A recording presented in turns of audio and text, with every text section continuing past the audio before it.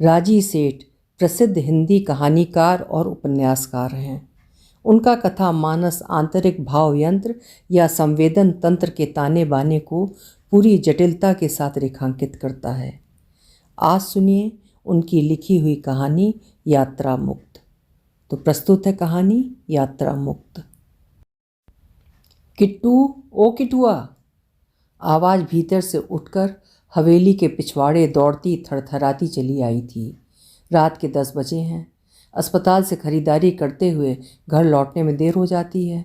अभी वो पढ़ने बैठने की मंशा को उलट पुलट ही रहा था। इस नाम से उसके भीतर बाहर आग लग जाती है। किशन नहीं तो कृष्णा कह लो, किश्नू कह लो, पर इस दरबार में किस बात की सुनवाई है? बापू पर झुंझलाओ तो वही एक उत्तर। मालिक हैं, कुछ भी कहें, क्या फ़र्क पड़ता है? क्यों फ़र्क क्यों नहीं पड़ता? अपने ही नाम को इस तरह तोड़ मरोड़ कर हाथ में दे देने का फ़र्क क्यों नहीं पड़ता? हाई स्कूल के सर्टिफिकेट पर लिखा कृष्णचंद्र भी तो उसी का नाम है। पढ़कर लगता है कि किसी के नंगे बदन पर कपड़े पहना दिए हों। अक्षरों पर हाथ फिरा फिरा कर देखता है। वो तो वैसे के वैसे लेटे रहते हैं चुपचाप, पर भीतर कुछ पानी की सतह की तरह द्रवित होकर ऊपर चढ़ने लगता है। आगे क्या लगाएंगे बापू? उसी सपने में डूबते उसने एक दिन बापू से पूछा था। आगे का क्या मतलब? मेरा मतलब उपनाम, सरनेम। नहीं समझते? मतलब जात क्या है हमारी? कौन ससुर तू राज दरबार में बैठा है? जात क्या है हमारी? बापू ने उसकी नकल बनाते हुए कहा। यहाँ बैठे जून सुधर गई तुम्हारी, तू साला दर दर। बापू ही सब मटिया मेट कर देते हैं तो दूसरों से क्या शिकायत? आवाज़ थी कि सन्नाटे को चीरती फिर से आई थी। एक खास तरह का खुरदुरापन उसमें चीख रहा था। व्यर्थ सोच रहा था कि खाना टाल जाए। खा लेने पर नींद दर्द दबाती है, पर अब कुछ नहीं हो सकता। उस आवाज़ को टाला नहीं जा सकता है। उसे सुनकर किसी खिलाड़ी की तरह चूने की सफ़ेद रेखा पर से दौड़ पड़ने की तत्परता उसके खून के स्वभाव से मांगी जाती है। भीतर गया, काम कुछ खास नहीं। तरुण बाबू को अपनी सोने की चादरें एकाएक गंदी लगने लग गई थीं और वो उन्हें बदलवाना चाहते थे। अभी, एकदम, तुरंत। ये भूल कर कि चादरें हर शनिवार को अपने आप बदल दी जाती हैं और आज तो मंगलवार ही था। वो अब नहीं चूकते, किसी एक मौके पर भी नहीं। घात में बैठे रहते हैं कि कैसे उनकी ही उम्र में उन्हें लांघ जाने वाली उसकी ऊंचाई को पीस कर रख दिया जाए। अपने अहम को सेकने का ये खेल उन्हें पसंद आने लगा है। पुकारना और आदेश लेने को तत्पर खड़ी दास्ता को अपने सामने खड़ा कर लेना। बड़े मालिक बिस्तर से बंधे हैं, ये हक उन्होंने अब अपने को खुद दे दिया है। वो चुपचाप चादरें बदलता है, तरुण बाबू की उपस्थिति को भूलकर। काम पूरा करके जाने को तत्पर होता है कि एक कठोरता गूंजती है। रुको, बैठो। कहाँ बैठे? उनके पैरों के पास, गलीचे के बाहरी कोर से थोड़ा हटकर। और कोई जगह वहाँ नहीं है। सुना नहीं? मैंने कहा बैठो। स्वर में सीधी खड़ी निर्विकल्प कठोरता। वो पाजामा समेट कर बैठ जाता है। इस टेबल के नीचे जो अखबारों की गड्डियाँ हैं, उसमें से कपिल देव की बल्लेबाजी के सारे फ़ोटो ढूंढ निकालो मेरे एल्बम के लिए। इस तरह का काम। पढ़ाई का बोझ, रात का ये पहर, भूखे प्यासे उसके भीतर जमाहियाँ करने लगती हैं, पर उसकी देह को अपने ही आदेशों को टाल जाने की आदत है। चित्र ढूंढ निकालता है तो तरुण बाबू को अपर्याप्त लगते हैं। एक्शन के साथ नरेशन भी होने चाहिए। नरेशन क्यों? क्यों नरेशन नहीं समझते? तुम तो बड़े हेडमास्टर हो। ये कील कहाँ ठोकी गई है वो जानता है, बिना आँख उठाए ही जानता है। ये घाव है जो तरुण बाबू के मन में सतत रिश्ता है। ये वैभव और ऐश्वर्य उनका है, स्वामित्व उनके भाग्य का है, पर ये उपलब्धियाँ और सफलताएँ क्यों उनकी नहीं हो पाती? ये किटुआ क्यों सीढ़ी दर सीढ़ी लगाकर चढ़ता है और वे, इस हवेली के उत्तराधिकारी वे? फर्श से उठा तो देखा तरुण बाबू ने पैर सामने के टेबल पर रख लिए हैं और मुंह के आगे एक अखबार, जैसे न देखने योग्य वस्तुओं के आगे एक दीवार। खिन्न हो आया। कोठरी में आया तो पढ़ने बैठने के संकल्प की फूंक निकल चुकी थी और भूख भड़क आई थी। ऐसे में संकल्प को पेट से बांधकर पढ़ने बैठना? नहीं, इतनी सी हिम्मत भी उसे उस समय अपने भीतर से गायब मिली। क्या होगा पढ़कर? पुस्तकों के रास्ते आगे और आगे की सीढ़ियाँ चढ़ना और बिना भविष्य के शून्य में झूल जाना। इससे तो अच्छा था वो इन किताबों को ईंट पत्थर समझता और अपनी हदों से बाहर फेंक देता। इन किताबों ने ही दूभर कर रखी है उसकी ज़िंदगी, ना इधर ना उधर। अच्छा रहता वो भी बापू की तरह। हवेली ने बापू का लड़कपन देखा, जवानी देखी, अब अधेड़ापा भी देख रही थी।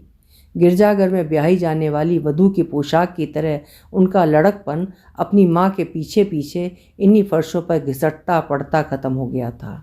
उनका सपना वहीं तक था, इस आंगन में अपनी माँ के पीछे भागते दौड़ते जवान हो जाना, टहल सेवा के लिए शहूर सीखना, कचहरी से लौटे मालिक के पैरों को जूते से खाली करना, शौच के लिए लोटा भरना, चाकरी के नित नए तरीके सोचते रहना और पुकारे जाने पर जी हजूरी का ऐसा मिश्री नुमा रसायन घोलना कि मालिक को भी आंख उठाकर देखना पड़े। 8वीं में वो प्रथम आया था और तरुण बाबू फेल हुए थे। मालकिन के इधर उधर रिश्ते ममत्व की शह पाकर वो उनके पास जाने की फिराक में ही था कि बापू ने अपनी आंख की कठोर वर्जना से उसे वहीं उस दहलीज के पास ही खड़े खड़े सुन्न कर दिया। मालकिन का गिलौरी दान तख्त पर रखते ही लपक कर आए और उसकी बाँह पकड़कर वापस कोठरी में ठूंस दिया। वहाँ जाने की कोई ज़रूरत नहीं है, ऐसा कोई बड़ा तीर नहीं मार लिया है तूने। जानता नहीं तरुण बाबू का रिजल्ट कैसा लग रहा होगा मालकिन को। वो बुझ गया, नया नया आया था, नहीं समझ पाता था क्यों बापू का अपना सुख हवेली के दुख के सामने एकाएक इतना छोटा पड़ जाता है। बापू को ये सब सवाल परेशान नहीं करते थे। यहाँ हवेली के बीचों बीच खड़े उनके जिस हिस्से की हवेली को ज़रूरत ना होती उसे बापू अपने लिए भी फालतू समझने लगते। ये कितनी अजीब बात थी कि अपनी शादी के बाद भी अपने बीवी बच्चों को लेकर गांव में रहने का अरमान उनके मन में नहीं पनपा था। माँ को गांव में रख छोड़ा था, हफ्ता 10 दिन में आते, कभी कभार टिक भी जाते, पर सांझ ढले शहर जाने को ऐसे लपकते जैसे अब उन्हें अपने घर लौटने की जल्दी हो। गांव में रहती माँ कभी कभी हवेली चलने का हट करती। बापू की सतत अनुपस्थिति ने उसके बचपन को दर्जा दे दिया था। वो कोरी कमीज पहनता, कामदार 2 पल्ली टोपी लगाता और माँ को लेकर बस के अड्डे पर चल पड़ता। बापू ने देखते आग बबूला हो जाते। चैन नहीं पड़ती, वहाँ आ जाते हैं खाने, यहाँ क्या धरा है, खाकर आए होते। ये सब सुनना उसे अखरता। तुरंत कह देना चाहता घर से खाकर चले होने की बात, पर पास घूंघट में बैठी माँ चुटकी काट कर उसे बरस देती। बाद में बताती कि खाने के बहाने कुछ देर तो बैठेंगे। बापू बगले झाँकते, मालकिन को खबर करते झेपे हुए से, एक पैर दहलीज के भीतर एक पैर बाहर। वो आए हैं, चले आते हैं हियाँ मरने, हियाँ क्या खाना धरा है। मालकिन खिलखिलाकर हंसती, अरे आए हैं तो खिलाओ पिलाओ, खातिर करो। पर बापू झींकते बुदबुदाते रहते, एक काली सी बटलोई में नमक और चावल डालकर भात पकाते और खुद गुड़ की डली मुंह में डालकर पानी पी लेते। यहाँ किस बात की कमी है, माँ खींचती। कमी नहीं है तो हम ही लूट कर खा जाएं, बापू का तर्क होता, हमेशा हवेली के हक में झुका हुआ। माँ के मरने पर उसने पहली बार बापू को कई दिन तक घर में रहते देखा था। सांझ का धुंधलका, आसमान में ठहरी हुई पीली आंधी की घुटन, कोटे के बाहर दालान में माँ जमीन पर लेटी हुई, सिर ढका हुआ, साड़ी का पल्लू आँख के पपोटों से नीचा। वो खूब जोर जोर से सांस ले रही थी। बापू कुछ दूरी पर दीवार के सहारे बैठे श्री राम का सीतकार कर रहे थे। तनिक हाथ तो दे लाला, ताई की वो पैनी सी खींच उसे अभी तक याद है। बापू उठकर आए तो थे, पर ऐसा कुछ करने का शऊर शायद उनके हाथों में नहीं था। टुकुर टुकुर देखते भर रहे। माँ के आखिरी सांस भरने के बाद ही उनका हाथ माँ के माथे पर गया। एक बार उन्होंने माँ की कलाई पर अपनी उंगलियां फिराईं और फिर चुपके से बाह को नीचे रख दिया। माँ की दाह के बाद वो बापू के आमने सामने हो गया था। अब तक बीच में एक आड़ थी, उस आड़ में वो बापू को एक बेगानी जिज्ञासा से देखा करता था। वो आड़ अचानक खींच ली गई, सब कुछ उघड़ गया था एकाएक। इस सामने के लिए वो कतई तैयार नहीं था और बापू द्वारा किए इस प्रश्न के लिए तो बिल्कुल भी नहीं कि क्यों बे, अब तू कहाँ रहेगा। मैं एक अछोर आकाश के नीचे खड़ा वो एकाएक रो पड़ा। बापू शायद पसीज गए। मैं तो पूछ रहा था कि तू गांव रहेगा या शहर। इस बात का उसके पास क्या उत्तर था? गांव रहेगा तो कहाँ रहेगा, शहर जाएगा तो कहाँ जाएगा। पर बापू के सामने कोई ऐसा संकट नहीं था। उनका जीवन एक ऐसा बहाव था जो हवेली की दीवारों को छूते ही खुद एक भंवर बन जाता था। उसके जीवन का अनुवाद भी बापू ने अपनी तरह कर लिया था। बर्तन भांडे, कपड़े लत्तों, हांडियाँ मथानी, सूप छलनी सब बांट दिए और उसे लेकर हवेली आ लगे। सिर ऐसा झुका हुआ जैसे उनके कुपुत्र के बोझ से हवेली की नींवें लड़खड़ाने लगेंगी। उसे यहाँ लाकर तो बापू और भी निश्चिंत हो गए। इतना पास बिठाकर तो बिल्कुल ही भूल गए। क्यों नहीं सोचते कि वो इन चौहद्दियों, दीवारों और दालानों में क्या करे। यहाँ ना संतू था, ना जग्गी, ना खेत, ना कुएं, ना मैदान, ना बावड़ियाँ। यहाँ ना पैर छपछपाने की छूट है, ना सिंगाड़ों की छीना झपटी, ना रातों रात ईख की चोरी का आनंद। यहाँ भीतरी बरौठे से लगी एक कोठरी थी और बापू जो मालिक के कचहरी से लौटते ही चाहते थे कि किश्ना किश्ना रहकर भाप बन जाए। तरुण बाबू उसके समवयस्क थे, लगभग 2 साल बड़े। उन्हें देखकर पहले पहल वो खूब उत्साहित हुआ था, पर शीघ्र ही समझ में आ गया था कि वो समवयस्कता दूर से दिखती एक टकटकी भर है, एक मनाही, एक पुख्ता बेदर्द दीवार। और अब तक तो अपने परीक्षा परिणामों से उसने उन्हें और भी नाराज़ कर दिया था। बस एक मालकिन थी, तख्त की चकाचक उजली चादर पर कलफदार साड़ी पहने बैठी वो पान की गिलोरियाँ उलटती पलटती होती, उनकी चूड़ियाँ छम छम बजती और चेहरा दप दप दमकता। अपनी कोठरी से निकलकर दालान से जुड़े बरौठे की ऊंची दहलीज के पार वो झिझकता खड़ा होता। क्यों रे, वहाँ क्यों खड़ा है, आजा अंदर, वो खुद ही पुचकार लेती। वो बहुत धीरे धीरे आगे सरकता दीवार के सहारे, वैसे बुलाने को न टाल सकने के कारण। क्यों रे, तुझे बोलना नहीं आता? वो सकपका जाता, करधनी के ऊपर के उनके गुदाले मांस पर गड़ी अपनी आंखें हटा लेता। गुलाबी साड़ी की प्रतिच्छाया की आंच में तपा हुआ उनका चेहरा, वो अवाक रह जाता। वहाँ दिन प्रतिदिन हड़ियल होती जाती सूखे बदन वाली उसकी माँ। इन्होंने जरूर कभी ध्यान से उसकी माँ को नहीं देखा होगा, देखती तो जरूर कुछ करती। आखिर उसका गवर्नमेंट स्कूल में दाखिला इन्होंने ही करवाया था। बापू नहीं समझ सकते थे कि अपने नतीजे के दिन वो क्यों उनके आसपास मंडरा रहा था, क्यों। बापू झिड़क कर उसे कोठरी में ठूंस जरूर गए थे, पर वो वहाँ बैठा नहीं रह सका था। इस तरह नाकारा निकम्मा सिद्ध कर जाने में उस समय उसे कठिनाई पड़ रही थी। पीले पीले नतीजे के कार्ड पर इतनी सारी लाल रेखाओं के रहते। मालकिन बड़ी अलमारी में बने ठाकुर द्वारे के सम्मुख बैठी घी में रुई की बाती भिगोती संध्या की पूजा का जुगाड़ कर रही थीं। उनका चेहरा प्रफुल्ल नहीं है, ये देखते पहले तो वो भयभीत हुआ, फिर सुन रे, एक उदास आवाज़ ने उसे टेरा। यहाँ आ ले। मालकिन की बंद मुट्ठी उसकी मुट्ठी में खुल गई थी। सुना है तू पहला पास हुआ है, जा जलेबी खा ले। उसका चेहरा दीप्त हो आया। हठात उसने बढ़कर मालकिन के चरण छू लिए। मालकिन भरसी आई। हाँ, जा जा, खुश रह खूब। एक उसास उसका पीछा करती रही। बाहर आकर उसने मुट्ठी खोली। उसमें 2 रुपए का मुड़ा तुड़ा नोट था। एक झंझनाहट सी उसके भीतर दौड़ गई। ये पुरस्कार उसे मिला है, उसे, बापू के बीच बचाव के बिना, सीधे मालकिन से। बापू सुनेंगे तो अवाक रह जाएंगे। उनके आने तक वो जागता बैठा रहेगा, जलेबी खाने भी नहीं जाएगा। बापू आए तो बेहद घिरे हुए थे। मालिक ने 10वीं में फेल होने पर तरुण बाबू की धुनाई की थी, अपने और उसके भविष्य की अभी से दिखती आहटों की वास्तविकता खोलते हुए तुलना की थी।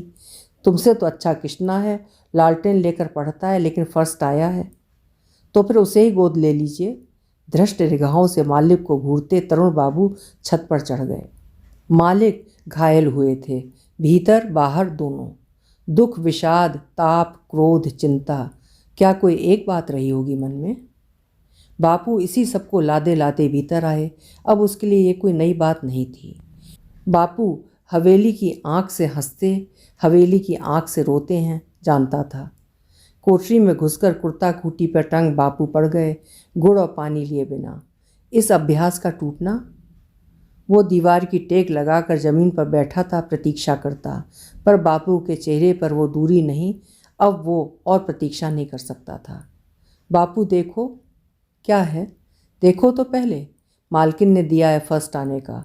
एक गदगद भाव से उसने नोट को बापू की आंखों के आगे लहरा दिया। बापू झटके से उठ बैठे। क्या, मालकिन ने दिया है? हाँ, मालकिन ने खुद बुलाकर जलेबी खाने के लिए।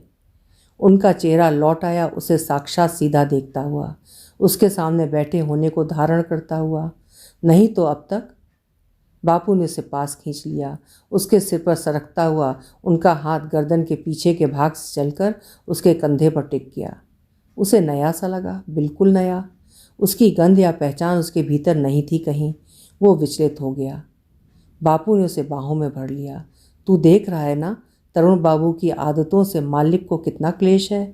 औलाद आदमी किस दिन के लिए पालता है। बापू फिर खो गए। किस दिन के प्रसंग को छूते ही मालिक के साथ हवेली में जा खड़े हुए।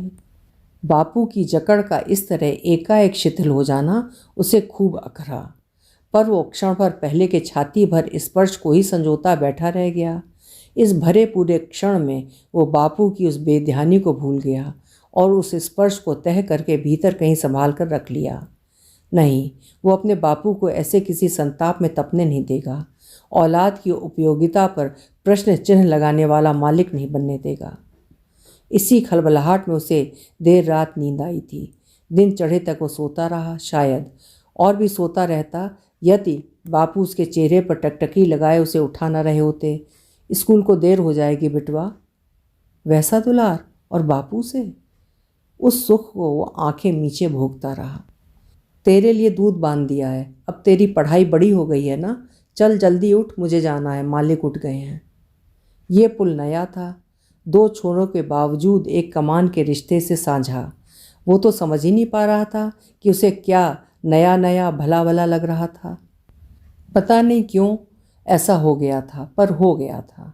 उसके और तरुण बाबू के बीच एक खामोश सी होड़ छिड़ गई थी। जहाँ कोई संबंध नहीं था वहाँ संबंध बनने लगा था। आड़ा तिरछा, काले कलुष के स्वभाव वाला, हार जीत का गणित रास्ता काटने लग गया था। कोई तुलना नहीं थी, हो भी नहीं सकती थी। तरुण बाबू अंग्रेजी तर्ज के किसी मॉडल स्कूल में पढ़ते थे, वो सरकारी स्कूल में। उन्हें गाड़ी छोड़ने जाती थी, वो पैदल धूप में तपता जाता था। उन्हें टीचर घर पढ़ाने आते थे, वो लालटेन की रोशनी में। नहीं, कोई ऐसी जगह नहीं थी जहाँ वो और तरुण बाबू एक साथ खड़े हों और तुला में पड़ा न्याय उसके हक में हो। हवेली की बातों को लेकर वो हमेशा बापू की आड़ में खड़े रहना चाहता है। फिर भी अक्सर एक ठंडा क्रूर किस्म का आमोद उसकी शिराओं में बजने लगता है। बापू की पहुँच और पहचान से परे। बापू उसे देख पाएँ तो निष्प्राण कर दें, छितरा दें। इसलिए वो भरसक बचता है, पूरे मनोयोग से पढ़ाई में लगा रहता है। जानता है कोई और रास्ता नहीं है तरुण बाबू को पछाड़ने का, मात देने का। जरूरी है कि दत्तचित्त होकर इधर उधर देखे बिना उपलब्धियों के पहाड़ पर चढ़ता जाए और चोटी पर खड़ा होकर अपने को दूसरों के देखने के लिए छोड़ दे। 10वीं में उसकी फिर फर्स्ट डिवीज़न आई थी। विद्यालय की तरफ से सर्वगुण संपन्न विद्यार्थी का चमचमाता हुआ एक कप उसे पुरस्कार में दिया गया। आने वाले 2 वर्षों के लिए वजीफ़ा भी मिला। तरुण बाबू के हमेशा की तरह किसी अदृश्य यत्न से नंबर बढ़ाए गए। बापू प्रसन्न होने के बजाय डर गए, हकलाने लगे। कप को उसके हाथ से छीनकर उन्होंने जाड़ों की गुदड़ी के नीचे ठूंस दिया। क्यों बापू? वो छिल गया। रहने दे, रखा रहने दे वहीं। क्यों बापू, क्यों? एक अंधड़ उसके भीतर उद्विग्न हो रहा था। बापू का चेहरा जैसे घाटी में उतरती धूप की परछाई। नहीं बेटा, ये सब किसी से बर्दाश्त नहीं होने का, कहकर वो तेजी से हवेली की ओर चल निकले। कोठरी के अंधेरे में वो खड़ा रह गया, आहत, अकेला। बापू उसे खाना देने भी नहीं आए, शायद बचते रहे। मेहरी के हाथ खाना भेज दिया। उस शाम वो अकेला पीपल के नीचे बैठा बाहर के बड़े कुएं की चरखी को निशाना बना पत्थर मारता रहा और बंदरों को मुंह चढ़ाता रहा। मालकिन को भी अपना कप दिखाने की उसकी इच्छा नहीं हुई। वहीं कहीं उसी गूदड़ के ढेर के नीचे पड़ी सिसकती रही। बापू क्यों नहीं समझते इन सब बातों से कुछ नहीं होता। एक नफ़रत उसके भीतर गहरी होती है। अपना ही गला दबाकर दम तोड़ती बापू की खुशी उसके गले पर ऐसी बेरहम खरोंचे छोड़ जाती है जो सतत पड़पड़ाया करती है। बापू जिस चीज़ को ढांपते हैं वो और उघड़ती है, जिसे मिटाना चाहते हैं वो और गहरी उतरती जाती है। आखिर किस बात से डरते हैं बापू? अपने को मार सकने की पराकाष्ठा में से उगती पुनर्जन्म की संभावना से? लगता है दास्ता के दलदल में पुश्तों से बैठे वो अपनी कोठरी में उगती उजास से डरते हैं। उतना सा अपने को मिला हुआ अधिकार भी सह लेने की क्षमता उनके भीतर नहीं है। क्यों वो निचाई के चरम को अपनी पूरी उठान में पा लेना चाहते हैं? नहीं, ऐसे नहीं चल सकता। आज रात वो बापू से खुलकर बात करेगा। जो कुछ वो नहीं देखना चाहते उसे समझाएगा। उनके पंगु हो चुके पैरों में ताकत भरेगा। बाँह पकड़कर उन्हें इस आंगन से परे ले जाएगा, आत्मा के उस सीलन से परे। वो पड़ा पड़ा प्रतीक्षा करता रहा। बापू खासी देर से आए। कमरे में उनके घुसते ही उसने लालटेन की बत्ती उकसा दी, जताने के लिए कि वो अभी जाग रहा है। बापू ने घूर कर देखा पर कुछ बोले नहीं, बल्कि कुर्ता उतारे बिना दीवार के साथ धसक कर बैठ गए, पसीना पोंछते हुए। क्या हुआ बापू? कुछ नहीं, टायर बदलने में पस्त हो गया। तरुण बाबू, तुम तरुण बाबू के साथ क्या करने गए थे? बापू की अदभीज ढाँप ढूँप को उसने उघाड़ा। कल दावत है उनके दोस्तों की, पास हुए हैं ना, कुछ सामान लाना था। तुम्हें यह सब अच्छा लगता है बापू? उसे पूरी आशा थी कि वो हाँ कहेंगे, मालिक के प्रति अपनी सदाशयता की दुहाई देंगे, पर वो चुप रहे, थके थके आहत। बापू का इस तरह अचानक अपने आप उसकी पकड़ में आ जाना। बताओ ना बापू, वो उस सिरे को छोड़ना नहीं चाहता था। अब क्या है, जिंदगी कट गई, इस उम्र में अब काहे का रोना? हम कहीं बाहर चले जाएं तो? कुछ देर खोए खोए से वो उसे टोहते रहे। नहीं रे, दिल के मरीज हैं मालिक, अब मैं उन्हें छोड़कर कहाँ जाऊँगा? और भी कोई सोचता है कि वो दिल के मरीज हैं? तभी तो तरुण बाबू ही कुछ ढंग के होते तो। तुमने ठेका लिया है उनका, उन्हें उन्हें चाकरी चाहिए तो बहुतेरे मिलेंगे। ये कथन उसके मन में तड़फड़ाया, पर अपने को रोक गया। चोट किसी और पर नहीं, बापू के मर्म पर पड़ती, चाकरी के खोल के नीचे छिपी उनकी धवलता पर। मालिक की चाकरी तक तो ठीक है बापू, पर तरुण बाबू, सोचो जरा, तुम्हारी उम्र का भी उसे कोई लिहाज नहीं। बापू गुम, चारपाई की पूरी लंबाई में अपने को तान कर करहाते से। जाने उसे क्यों लगा कि उसके ठहर गए बचपन ने बापू को उस नरक में झोंक रखा है। हवेली अब कोई पहले वाला शीतल प्रवाह नहीं है, जिसके किनारे बैठ सब अपने अपने हिस्से की शीतलता पालें। उसकी नींव में अंगारे धधकने लगे हैं, पर बापू हैं कि उनका जुड़ाव दीवारों से नहीं, नींवों से है। वो उन्हीं हादसों से डरते हैं जो हवेली की नींवों को डोला सकते हैं। और तरुण बाबू हैं कि दोनों हाथों से नींवों में अंगार भर रहे हैं। कुछ नहीं हो सकता था बापू को यहाँ से निकाल कर ले जाने के सिवा। कल रात दिल का दौरा सा पड़ा था मालिक को। कोई उत्तेजना नहीं थी उस समय, प्रकट क्लेश का कोई कारण भी नहीं। पहले अजीर्ण का वहम हुआ था, पर हींग के लेप, चूर्ण और तारपीन के सिकाई के बाद भी कुछ नहीं बना तो डॉक्टर ने दिल के दौरे का निदान किया था। बापू लस्त पस्त थे, टूटे हुए। ये तो और भी चिंता की बात है। घुन लग गया है मालिक के मन में। 3 महीने का आराम का डॉक्टरी आदेश। तरुण बाबू को जैसे किसी ने पंख काट कर घर में डाल दिया हो। खाट से लगे पिता, आगतों का तांता, कागज पत्तर, उन्हें पढ़ाई चौपट करने का बहाना मिल गया था। आने जाने वालों को उन्होंने जल्दी ही जाहिर करना शुरू कर दिया था कि वो इस भाईचारे से कृतज्ञ हैं, परंतु इसके बिना भी चल सकता है। उन्हें और भी ढेरों काम होते हैं, आदि आदि। इस तरह सबके हाथ बट्टी शाम उन्होंने समेट ली थी और दोस्तों को महफिल जमाने के लिए इस्तेमाल करना शुरू कर दिया था। बापू को जैसे किसी ने चारों छोरों से बांध दिया हो, वहीं टिके रहते हर समय मालिक के आगे पीछे। मालकिन की अनभ्यस्त हड़बड़ी भरी चिंता को पूरे दिन धीरज से थामे रहते, पर कोठरी में आते ही उस आच्छादन को अपने पर घेर आने देते। उस चिंता की गूंजें फिर सारा दिन दीवारों से टकराया करती। देह में दुख हो तो आदमी पस्त पड़ा रहता है, पर मालिक, उसकी देह में कोई घाव नहीं है। उनका मन जख्मी है। मन समझते हो बिटवा? और ऊपर से तरुण बाबू, सब आने जाने वालों को टरका दिया। तनिक उनका मन बहलता? वो पहले से ही भन्नाया बैठा था। मंगल ड्राइवर ने उसे बताया था कि कल रात तरुण बाबू को महफिल से अलग ले जाकर जिरह मिन्नत समझाई बुझाई में लगे थे बापू, कि तरुण बाबू ने उन पर हाथ उठाया था। मंगल बीच में न पड़ा होता तो उसे मालिक के प्रति चिंता की इन गुंजलकों में कोई रस नहीं, कोई रुचि नहीं। रुचि है बापू में, बापू की मुक्ति में, जो प्रतिक्षण जटिल होती जाती थी। उसने बापू की बात का कोई उत्तर नहीं दिया। कुछ उत्तर न देने से बापू ने बात आगे न बढ़ाई, अपने को खाट के हवाले कर दिया। वो मन ही मन नाराज था, अतः पलट कर देखने की जहमत नहीं उठाई। लालटेन की रोशनी में सिर झुकाकर पढ़ने का नाटक करता रहा। गट गट उन्होंने सुराही से पानी पलटा। पानी पीकर वो वहीं पैरों के बल बैठे रहे। उस तरह उनका बेमतलब बैठे रहना उसे जाने कैसा लगा। मांग क्यों नहीं लिया पानी? उलाहना सा देते हुए उसने खामोशी को छेदा। बापू गुम रहे, उठे और लेट रहे, आंखें खोले। एक रूठापन चेहरे पर जमकर बैठा। वो जाने क्यों दहल गया, कौन किससे नाराज है और क्यों? पैर दाब दो बापू, अपने होने का उसने महसूस कराना चाहा और उत्तर पाए बिना अपनी हथेलियों को उनकी पिंडलियों पर टिका दिया। नहीं। एक बहुत ही कमज़ोर सी मनाही उधर से उठी, फिर निष्प्राण रही। पहली बार लगा बापू के खून में बहती शांति और आराम को वो स्पर्श कर पा रहा है दूर तक, बापू तक पहुंच पा रहा है सीधे, और बापू भी अपने को हवाले किए हैं उसके, अपने बेटे के। तब से उसके भीतर कुछ तैसा हो गया। बापू की भागदौड़ को उसने अपने सिर पर ले लिया। उनकी तरह तरह सारा दिन मालिक के कक्ष में जाकर तो नहीं बैठता था, पर असावधान भी नहीं रहता था। फल, सब्जी, दवा, दारू, डॉक्टर, सब काम पहले पहल करता था और बापू को उस भागदौड़ से बचा लेता था। उनका वैसा खटना, धूप में भागते फिरना, एक पैर घर एक बाजार में रखे रहना उसे अखरता। अच्छा लगता जब बापू उस सुख को भोगते दिखते, रीझ रीझ कर। उन्हें भी पता नहीं क्या हुआ था, किसी बनेले पशु ने अपने सींग उनकी पसलियों में गड़ा दिए थे।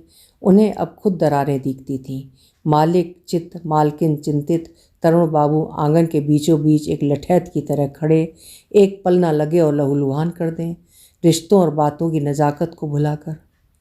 अब उनके पैर दौड़ते थे बार बार कोठरी की तरफ, लालटेन की रोशनी में सिर झुकाए अपना भविष्य बाँचते छोरे की तरफ। एक आध फल या मिठाई का ठौर हाथ पर रखो तो घूरेगा। कब गए थे, क्यों गए थे? जानते तो हो तुम्हारी गैर मौजूदगी में यहाँ भूचाल आ जाता है। वो कब इन बातों की खबर रखता है, कैसे रख पाता है? रात लेटते हैं तो उसके हाथ पिंडलियों को आ पकड़ते हैं। पहले नानुकुर करते थे, आदत के बंधे। ये सब उन्होंने बांटा है, कभी पाया नहीं है। अब चुप रहते हैं। पिंडलियों और हाथों के बीच गायब होती जाती पीठ की लहरों को महसूसते सो जाते हैं। बीच रात अंधेरों को घूरती एक टकटकी जाग उठती है। कितना कुछ पीछे से दौड़ता आता है, गोला सा बनकर छाती में गड़ने लगता है। क्या किया उन्होंने सारी उम्र? जिंदगी गला दी। कृष्णा की माँ भूखी प्यासी गई, ना उसकी देह देखी ना जीव। 3 बच्चे अधबने गिरे। कहाँ चेते वो? क्या सोचा करती होगी मरने से पहले? दूर पड़ गई बातें फड़फड़ा कर आती हैं और काटती चली जाती हैं, आरी की तरह। अब तक क्या किया? मालिक की देहरी पर सिर झुका तो झुका ही रहा, सो तो ठीक, इसका क्लेश मन में नहीं है, पर देहरी और सिर के बीच एक काट का शहतीर भी है। इस पर उनका ध्यान क्यों नहीं गया? क्यों नहीं? मेहरी के लड़के को कोठरी के दरवाजे के बीचों बीच देख ही उसका माथा ठनक गया। वो लंबी कमीज से अपनी बिना नेकर की टांगें ढांपे वहाँ बेफिक्र सा बैठा था और बापू छटपटा रहे थे बेतरह। दोपहर पानी की भरी बाल्टी हाथ में लिए कुएं की चीकट पर से पैर फिसल गया था उनका। हल्दी चूने का लेप, लोगड़ की सेंक, तेल मालिश कुछ काम नहीं आया। अस्पताल दिखाने गया तो भर्ती कर लिया गया, ज़रूरी था। दाईं जांघ की हड्डी टूटी थी और बायां घुट्टा चूर हुआ था। ऑपरेशन भी करना पड़ सकता है, पर उसका फैसला एक बार का पलस्तर खुलने के बाद होगा, डॉक्टर ने कहा था। 1-2 दिन तो हवेली को बापू का ना होना खूब अखरा। अब तक तो वहाँ के जड़ ज़मीन को भी उनके तलुओं की आदत पड़ गई थी, पर जल्दी ही आसन उसे सौंप दिया गया। बापू ना होंगे तो उसे जुतना पड़ेगा, वो जानता था। फिर भी हर समय बापू की तरह घर के आंगन में हिरते फिरते रहने का हौसला उसमें नहीं। कोठरी में बना रहता और बुलाए जाने पर काम में से खींच लिए जाने का अप्रिय भाव ओढ़ता हुआ हाजिर होता। मालिकिन अनदेखा कर देती, पर तरुण बाबू अब कोई बचाव नहीं था। अब कृष्णा उनके ठीक सामने था। अपनी निरीहता में भी उसकी अयोग्यता को प्रखर से प्रखरतम कर देने वाला दंश। घर से चला तो आच्छन्न था। कपिल देव की बल्लेबाजी के चित्रों के तगाजों के साथ लिथड़ती आती हिंसा की झुलसन। उसे लगा था कि गई रात इसका समय व्यर्थ न जाता तो टेस्ट में और अच्छे नंबर आते। अस्पताल की ओर पैर रखते वो सारा क्षोभ तरोताज़ा हो आया। बापू और हथेली, उसके भीतर कहीं कुछ गड्ढमड हो जाता है। वहाँ लपलपाती हिंसा के लिए दंड दे सकने का एकाधिकार यहाँ बापू के सामने आकर एकाएक उसके हाथ लग जाता है। पर बापू की इतनी प्रफुल्ल मुद्रा देखी तो गुम हो रहा। वो उसे असाधारण उत्साह से भरे लगे। पिछले 2-3 दिन तो नीम बेहोशी और हड्डियां बिठाने की पीड़ा में लस्त पस्त हुए रहे थे। सुनो बिटुआ, उनका उत्साह अपने से बाहर बह रहा था। ये जो 4 नंबर का मरीज है ना, इसका मामला 3 साल से कोर्ट में पड़ा है। मैंने कहा तुम आओगे तो सारा कागज पत्थर कर दोगे। बापू ऐसे कह रहे थे जैसे वो कोई विद्यार्थी ना होकर वकील हो और दुनिया में न्याय देने का एकाधिकार हो उसका। ऐसा गर्व से दपदपाता चेहरा, उसका तनाव छूमंतर हो गया। वो स्टूल पर बैठ गया। बापू की 2 अलग अलग दिशाओं में घूमती आंखों को देखता। एक आंख उसको देखती थी, दूसरी उसके होने के असर को दूसरों पर। बहुत बहुत भला लगा उसे बापू का उन छोरों से परे निकल आना। नहीं तो इन सब दिनों वो एक उसी सवाल को हाथ में थामे मिलते थे। मालिक कैसे हैं, उनसे मिलकर आए? हाँ। मालकिन से? उनसे भी। कुछ कहा? उनका चेहरा एक टकटकी बन जाता। नहीं। पहले वो झड़प से सच कह देता था, पर कितनी जल्दी बापू की आंखें धुआं धुआं हो जाती, चेहरा राख सना। बाद में वो खुद उस चेहरे के सामने से डरने लगा। तब तक तो बापू ने भी अपने जिज्ञासु हौसले को अपनी जेब में रखना सीख लिया था, पर वो नहीं चाहता था कि अभागे मालिक की तरह उसके बापू का मन घायल होता रहे। अगले दिन वो आते समय अपनी जेब से आधा पाव अंगूर ले आया। बात चलाकर बोला, आज मालिक तुम्हें पूछ रहे थे। बापू खिलाए। उसके हाथ का लिफाफा झपट कर बोले, मालकिन ने भेजा होगा। वो चुप रहा। एक एक अंगूर बापू ऐसे खाने बैठे जैसे दाने दाने में अमृत घट संचित हो। वो परितृप्त उसे भीतर कहीं छील गई। हवेली से आए झोंकों के इतने आश्रित बापू, उस स्थिति को उसने छितरा देना चाहा। तड़प कर बोला, ये मैं लाया हूँ तुम्हारे लिए, और उस डोर को तोड़ दिया। अस्पताल में ये जो बिस्तर भर स्वतंत्रता थी और उन दोनों के बीच का नरम नरम आलोक, उसे वो संचित रखना चाहता था हथेलियों की आड़ देकर, चाहे हथेलियाँ झुलसी क्यों न जाएं। बापू यहाँ आराम में थे, दर्द की घड़ियों के अलावा परितृप्त। रोटी मिलती थी, फुर्सत और गप। आसपास के रोगियों के बीच अपनी उम्र की अधेड़ाई से पाई आधा गज ऊंचाई। शाम तक तो उनके पास बातों की एक पूरी पोटली जमा हो जाया करती थी, जिसे वो उसके आते ही दस्तखान की तरह बिछा देने को आतुर मिलते। अच्छा लगता था उसे। बापू हवेली से कटकर कितना मुक्त हो गए थे। काली चीकट से फिसल कर कहीं और पहुंच गए थे। मनुष्यों, संबंधों, दुख दर्दों में अचूक तरीके से लपलपाती जीवन की लालसा के बीचों बीच कितना अचंभा, कितनी ललक, नई चीज़ों के रूबरू होने का कितना लबालब आनंद। हर समय चाकरी का टोकरा उठाए रहने वाले बापू को वो कितने नए चेहरों में देख रहा था। साथ वाली खाट पर पड़े युवक को पिता द्वारा खिलाने पिलाने का दृश्य देख वो भीग भीग आते। रोज रोज चर्चा करते। चर्चा उनके कौन से हिस्से को सेकती है जानता नहीं था क्या।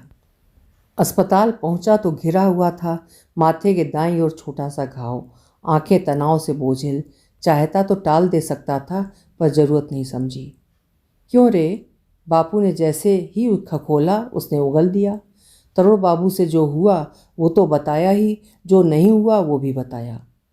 तुम्हें नहीं मालूम ऐसे अटेंडेंट बनाकर क्यों ले जाना चाहते थे मुझे? गोल्फ खेलते पीछे पीछे दौड़ता आदमी उन्हें पालतू लगता है, उनका कुत्ता। तुमने क्या कहा? कहना क्या था? मैंने कहा घर में मालिक पड़े हैं, अस्पताल में तुम पड़े हो, मैं नहीं जाऊंगा। फिर बोले, अस्पताल में सैकड़ों लोग पड़े हैं, मर तो नहीं जाते। तरुण बाबू, मैंने कड़क कर कहा। छोटे मालिक कहे, वो चिल्लाए और मेरे माथे पर एस्ट्रे दे मारी। बापू सोच में धंस गए। मालकिन ने कुछ कहा? कुछ नहीं, मुझे इशारा करके वहाँ से चले जाने को कहा। मैं कहता हूँ तो उसके मुंह क्यों लगता है? मैं मुंह लगता हूँ? अभी तक तो नहीं लगता था, पर अब लगूंगा। ऐसी दूंगा बच्चू को। नहीं नहीं, वो भयार्थ हो आए। तुम तो जानते हो मालकिन मालिक दोनों उससे बचते हैं, फिर तेरी क्या बिसात। जानता हूँ बचते हैं, क्योंकि बच सकते हैं। बापू का चेहरा मलिन हो आया, कातर डरा हुआ। ना बेटवा, उनके लिए सारी जिंदगी खपा दी, कभी पलट कर नहीं देखा। अब बुढ़ापे में तुमने जिंदगी खपा दी, पर मैं। क्षण वो चुप रहे। हाँ कृष्णा, तुम। मेरा क्या है, तुम्हारी ही तो बात है। तू जा, कहीं भी निकल जा, मैं तुम्हें नहीं रोकूंगा, तुम्हें कुछ भी नहीं कहूँगा। तू चला जा। मैं सच कहता हूँ, कहीं भी चला जा। नौकरी ही करनी है तो कहीं कर लेना, अपनी आंखों से देख समझ कर। जा, गांव में चला जा, ताऊ के पास। बुरे हैं तो क्या, अपना मारेगा तो छाँव में तो फेंकेगा। तू ये सब नहीं सह सकेगा। वो छाती दूसरी थी, तेरी माँ का मरना सह गई, तेरा खूंटे से बंधना सह गई। नहीं नहीं, सोच कृष्णा सोच। जा, यहीं से कहीं निकल जा। वो आपे में नहीं थे। एक विक्षिप्त उत्तेजना उनके सिर पर चढ़कर बोल रही थी। बस बस करो बापू, वो घबरा गया। कहाँ चला जाऊँ, पूंजी रखी है मेरे पास, कैसे चला जाऊँ तुम्हें छोड़कर। तुम तो सारी उम्र मालिक से किनारा कर नहीं सके, और मैं तुम्हें छोड़ जाऊँ अपने बाप को ऐसी हालत में। तुमने इतना नीच, इतना नालायक समझा है मुझे। कहकर वो बाहर लपक लिया। उसकी उखड़ी भर्राई आवाज़ सारी सांझ उनका पीछा करती रही। एक आंधी उनके भीतर उफन रही है। इन सब दिनों का सुख चैन किसी ने मुट्ठी में भींच दिया है। हाथ माथे पर जाता है, जैसे वो रुई के फाहे के नीचे लपलपाता घाव कृष्णा के नहीं, उनके माथे पर आ चिपका हो। टांग ऊपर स्टैंड में बंधी है, पीठ में करवट न ले सकने की बेबसी। वो उन्हें याद नहीं रहता। ये रुपया भर माथे का घाव सुलगता है, लपटे छोड़ता है। मन में चैन नहीं, मन हवेली से बिधा हुआ। कृष्णा, तरुण बाबू, मालकिन, मालिक, एक एक चेहरा, एक एक दृश्य साफ दिखता है उन्हें यहाँ लेटे लेटे। कौन किससे क्या चाहता है, कौन किससे कैसा बर्ताव करता है, कौन मारता है, कौन सहता है, वे सबके खून का रंग जानते हैं, नस नस पहचानते हैं। हवेली की दीवारें भी उनसे बोलती हैं। अब वहाँ से कुछ नहीं मिलने का। ईंटें ही ईंटें, वार ही वार। दीवारों का पलस्तर उधड़ रहा है, सब कुछ भरभरा कर गिरेगा। अब दबेगा कृष्णा, सिर्फ कृष्णा। उन्होंने उसे खूंटे से बांध रखा है, खुद खाट पर पड़े आराम भोगते हैं, खाते हैं, पीते हैं, बतियाते हैं। वो घर में बैठा चोटे खाता है, कराहें उठती हैं, मन की दीवारों पर बजती हैं धमाधम। कुछ भी तो नहीं पता वे कब खाट से उठेंगे। उठेंगे तो क्या पहले जैसी भागदौड़ हो पाएगी? ना हो सकेगी तो कौन उन्हें ढोएगा? हवेली में लपकती आती अंधी आग किसे जलाएगी, किसे बचाएगी, वो कुछ नहीं कर पाएंगे। खाट पर पड़े पड़े कृष्णा के माथे की चोट देखा करेंगे। तू चला क्यों नहीं जाता कृष्णा, भाग क्यों नहीं जाता तू? तू कहता है तू मुझे छोड़कर कैसे जा सकता है? हाँ, कैसे जा सकता है? पर मैं तो तुम्हें छोड़कर जा सकता हूँ कृष्णा, सच कहता हूँ। मैं जा सकता हूँ बेखटके, संतोष के साथ, शांति के साथ। कपड़ा इधर से काटो या उधर से, क्या फ़र्क पड़ता है? दोनों छोर अलग हो जाते हैं। नहीं कृष्णा नहीं, ये मरना नहीं, मुक्ति है। मैं बीच से निकल गया तो सब कड़ियाँ अलग हो जाएंगी, एक दरवाज़ा बंद हो जाएगा, एक सिलसिला ख़त्म हो जाएगा। अपने को वो उस भूमिका में सोचने लगते हैं। क्या हो सकता है? यहाँ बंधे बंधे जमादार, फिनाइल, चाकू, गले या कलाई की नसें, देखा जाएगा। फिलहाल तो कृष्णा। एक गदगद उत्तेजना उनके मन में लहरा गई। वो कुछ कर पाएंगे, कृष्णा को उसका भविष्य दे पाएंगे। उन्होंने उसके लिए कुछ भी नहीं किया, न देखा, न भाला, न दुलारा, न संवारा। मालिक की पीठ पीछे उन्हें ढूंढता ढूंढता अभागा इसी तरह बड़ा हो गया। देखा जाए तो उनके पास देने को था ही क्या? एक अपना आप और दूसरा पसीने की गंध से लिखा हुआ गुलामी का इतिहास। इन दोनों में से एक ही चीज़ है जो वे कृष्णा को दे सकते हैं। कहीं तू भी तो इसे आत्महत्या नहीं समझेगा? नहीं समझेगा ना बचवा। इस हत्या का पाप मुझे नहीं लगने का। नहीं, नहीं लगने का मेरे बचवा। तुम जान जाओगे, जरूर जान जाओगे। खूब सारा मोह मेरे मन में है, खूब खूब। मोह माया ममता ना होती तो ये सब क्यों? राहत सी हुई। जितना सोचते थे उतनी ही चैन पड़ती थी। भय, ताप, बेचैनी कुछ भी नहीं।